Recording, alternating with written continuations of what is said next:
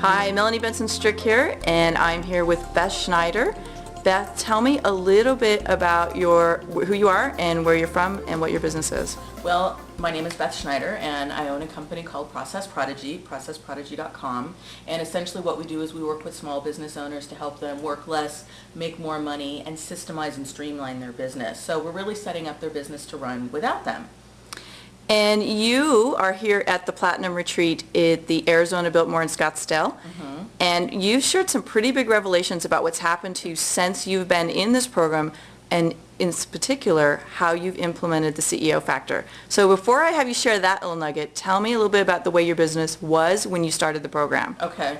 Well, and I think the reason that I started this program was because I realized that I had a really good idea. I'm very good at what I do. I have a really strong skill. The problem is it was all me, and there's only so much Beth to go around. And what I found was that even though I was successful, I really was limiting my own success because my business wasn't scalable. I had a practice instead of a company. And the big light bulb went off when I realized I need to get myself out of the middle. And that's exactly where I was. In the beginning, I was in the middle. And what was that like for you in terms of your ability to generate results, to be in the middle of everything? Well, it was very tiring. It was overwhelming, and it was limiting in that I couldn't continue to expand because I was so busy working with the clients that I already had that it was impossible for me to launch new products, to create new products, to even just increase the clients, the one-on-one clients that we were seeing. So I was really frustrated with not being able to continue to grow my business, and it was just because it was all me. So it was really, for me, it was a very frustrating experience. So the light bulb went off. Yeah. You're looking back now and you're saying, okay, we did these 2 or 3 strategic things that positioned me to be the CEO rather than being in the middle. What were they?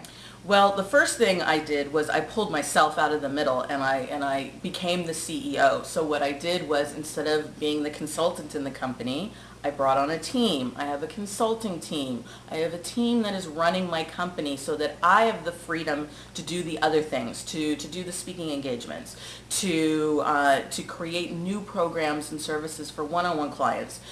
We've created a whole new product line, all because I'm not in the middle anymore. We've implemented that team.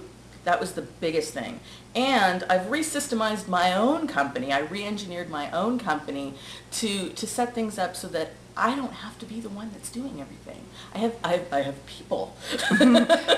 You know, it's a big joke. You say, have your people call my people, but it's really nice having people.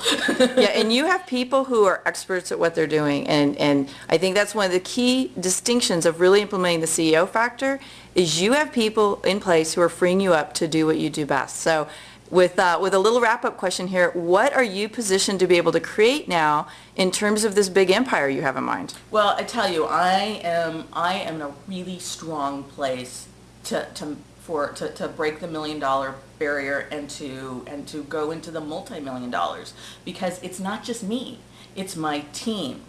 And so, a big thing for me is the freedom in my lifestyle. That's a very important piece of in business for me. I don't want to be tied to my desk. And so what I've been able to do is, by utilizing these people, I'm really in a place to spend my time vacationing and on the beach, which is where I like to be, and having my people, my trained team, run the company. And that just makes all the difference. It's awesome.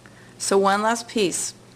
Even with the foundation that you laid this year, which is just scratching the surface of what I know you're going to be able to do, what were you able to do with your revenue in terms of, were you able to double or triple? Where were you at?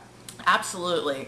Our final numbers for this year aren't in yet, but our third quarter numbers, Q3, we had already surpassed by 25% what I had made the previous year. So I'm guessing that we're going to be somewhere at least at the 50% mark by the time our end numbers come in. And I'll tell you, I worked a lot less this year than I had in previous years. So I made a lot more money, and I worked a lot less, again, because I have the people that are in place, I have the right people in the right seats doing the right thing, so that I can be the creative one, I can be the leader, and I can just be the one that's running the show, and that feels really good. Well, Beth, we're really excited to see what you create and what legacy you're about ready to leave behind. So thanks for sharing your insights around what happens when you put the CEO factor into your business.